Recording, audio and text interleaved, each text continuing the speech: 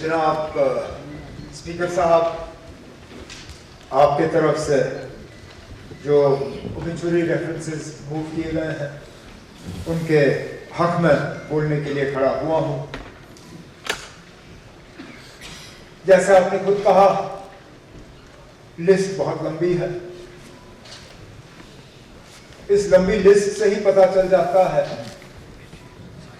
कि हमारे काम में कितना बड़ा लंबा एक गैप रहा। 2018 में जम्मू के बजट सेशन में हमने इस तरह के ओबिचुरी रेफरेंसेस पास किए और उसके बाद से लेके आज ये पहली मर्तबा हमें मौका मिला है उन लोगों को याद करने का जो आज हमारे दरमियान है नहीं। 57 ऐसे महान हैसियत जिनमें साबका इस मुल्क के सदर, वजीर आजम, स्पीकर और फिर जम्मू कश्मीर से जुड़े हुए हमारे साबका governor, member parliament, MLAs, MLCs। Jammu Kashmir का कोई ऐसा हिस्सा नहीं है जिसका कोई ना कोई बाशिंदा इस लिस्ट में ना हो। हर मजहब, हर तबके से, बल्कि शायद ये आखिरी बार ऐसा लिस्ट होगा, क्योंकि इसके बाद जम्मू कश्मीर का वो हिस्सा हमारे साथ रहा नहीं जिसके हवाले से यहाँ पे एक्स MLAs, MLCs जो है गिने गए,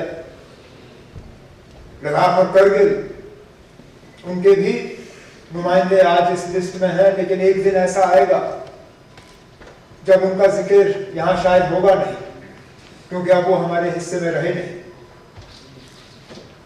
अब जब ये लिस्ट हमारे सामने आई, और आपने सही कहा, हर किसी के बारे में हम यहाँ पे जिक्र कर नहीं सकते।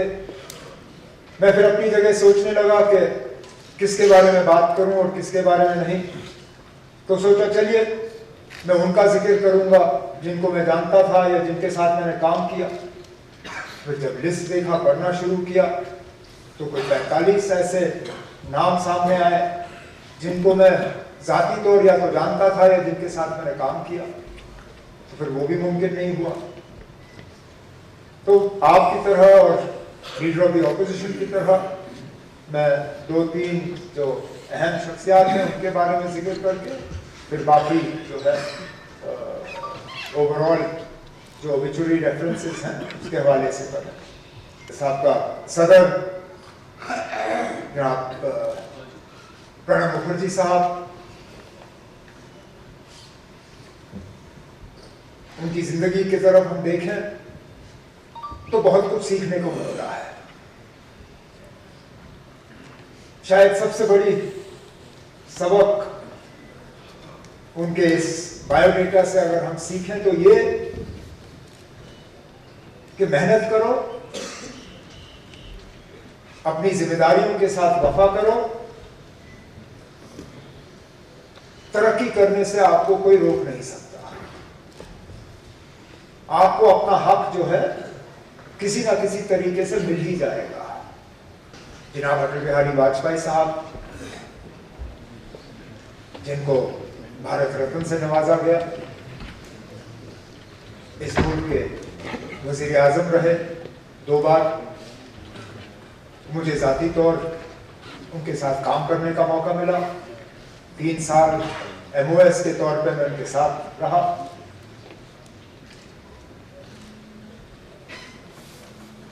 बाकी मुल्क के हवाले से जो उनका रोल रहा है वो तो सब जानते हैं। हम जब अटल बिहारी वाजपेयी साहब को याद करते हैं तो बिलखसूस जम्मू कश्मीर के हवाले से याद करते हैं। और जैसे कई सारे यहाँ ऑनरेबल मेंबरों ने जिक्र किया, जब जब हम वाजपेयी साहब को याद करते हैं तो उस हवाले से याद करते हैं कि उन्होंने हमेशा जम्मू कश्मीर के हालात को बेहतर करने की कोशिश की। हमेशा यहाँ का जो तनाव का माहौल रहा, यहाँ जो वायलेंस रही, यहाँ जो हिंदुस्तान और पाकिस्तान को लेके जम्मू कश्मीर के मुतालिक फिर रिश्ते खराब रहे, उनको हमेशा सुधारने की कोशिश की, उनको दुरुस्त करने की कोशिश की। मैं तो मान के चलता हूं कि अगर वाजपेयी साहब के दिखाए हुए रास्ते पे हमने जम्मू कश्मीर के साथ सलूक किया होता तो आज हमारा वो हाल नहीं होता जो हाल है। लेकिन चलिए, वो नहीं रहे, उनका दिखाया हुआ रास्ता याद नहीं रहा।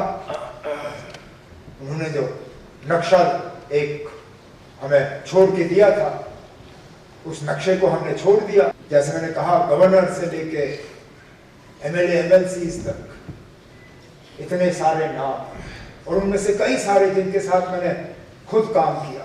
अब एक एक का मैं जिक्र कर नहीं सकता, लेकिन एक साथी का जिक्र किए बिना शायद रहूंगा तो गलत होगा, क्योंकि वो सिटिंग मेंबर रहे इस हाउस के, और मुझे लगता है सिटिंग मेंबर की अपनी ही एक हैसियत होती है। उसके साथ साथ वो एक ऐसे सिटिंग मेंबर है थे जिनके साथ बहुत करीबी काम करने का मौका मुझे हासिल हुआ। शायद आप में से कोई ऐसा नहीं है जिसने देवेंद्र के साथ इतनी नजदीकी से काम किया हो जितना मैंने। मुझे सियासत में 25-26 साल हो गए, जिसमें से 19-20 साल तो मैंने देवेंद्र के साथ गुजारे। नेशनल कॉन्फ्रेंस का सदर बना 2002 में, तो देवेंद्र मेरे साथ मीडिया एडवाइजर के तौर पे आए। मैंने जैसे कहा 25-26 साल हो गए मुझे सियासत में। बहुत साथियों को मैंने आते जाते हुए देखा स्पीकर साहब, लेकिन अगर मुझे एक साथी के जाने का जाती तौर आज तक अफसोस रहा, वो देवेंद्र के जाने का रहा, आज भी। और मुझे अफसोस इस बात का है कि पता नहीं था कि वो इतने बीमार हैं। इलेक्शन में कुछ तल्खी बातें हुई। अगर मुझे पता होता कि वो इतने बीमार हैं, मैं शायद रिश्तों को सुधारने की थोड़ी सी कोशिश कर लेता, लेकिन ऊपर वाले ने वो मौका रखा नहीं। यही मौका रखा कि हम उनको श्रद्धांजलि पेश करें। कल यहां कौन बैठ के हमारे लिए ओबिचुअरी रेफरेंस जो है की तकरीर यहां कर रहा होगा। जब भी हम कुछ करें, हमें कहीं ना कहीं दिमाग में सिर्फ ये ख्याल रखना चाहिए कि कल को जब जम्मू कश्मीर के असेंबली में हमारे हवाले से हमारे लिए बात करेंगे, हमें कोई ना कोई ऐसा अच्छा काम करना चाहिए ताकि जब हमारा वहां पे जिक्र हो, जो हमारे हक में वहां बोलने के लिए खड़े हों, उनके पास कुछ बोलने के लिए रहे। अगर यही हम सोच के अपना यहां अपने काम को अंजाम दें, तो मुझे लगता है हम इस हाउस के साथ, अपने वोटरों के साथ, जम्मू कश्मीर के लोगों के साथ, और बिलखसूस इन महान हस्तियों के जिनको आज खिराज अकीदत पेश करने के लिए हम खड़े हुए हैं,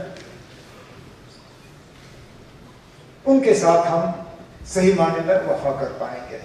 अब मैं ऑनरेबल मेंबरान से गुजारिश करूंगा कि वो खड़े होकर 2 मिनट की खामोशी इख्तियार करें।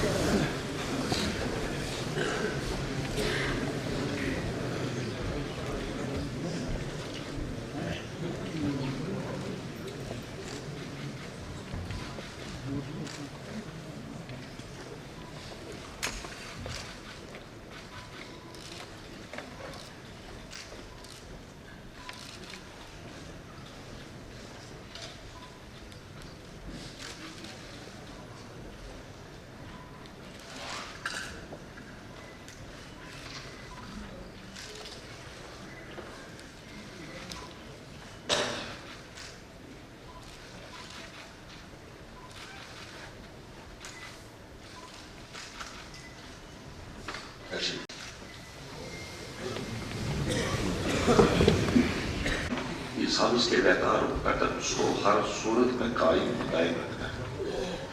अगर हम नहीं रखेंगे फिर कौन रखेगा? और यहाँ का जो तकद्दुस और वकार तभी कायम होगा जब आप कवायद और ज़वाबित के तहत यहाँ पर काम करेंगे। और मैं इंश्योर करूँगा इस बात को कि यहाँ रूल्स रियल स्पिरिट में इम्प्लीमेंट, इस हाउस में इम्प्लीमेंट। आपसे गुजारिश है कि आप इसमें कॉपरेट करें। कॉपरेशन अगर कोई मेंबर नहीं करता है तो मैं मजबूर हूँगा रूल्स के तहत कार्रवाई करने के लिए। ये बात मैं आपसे जरूरी बोलना चाहता था। इसके साथ ही आज हमारी कार्रवाई खत्म हो जाती है। कल सुबह इंशाल्लाह इसी जगह हम सुबह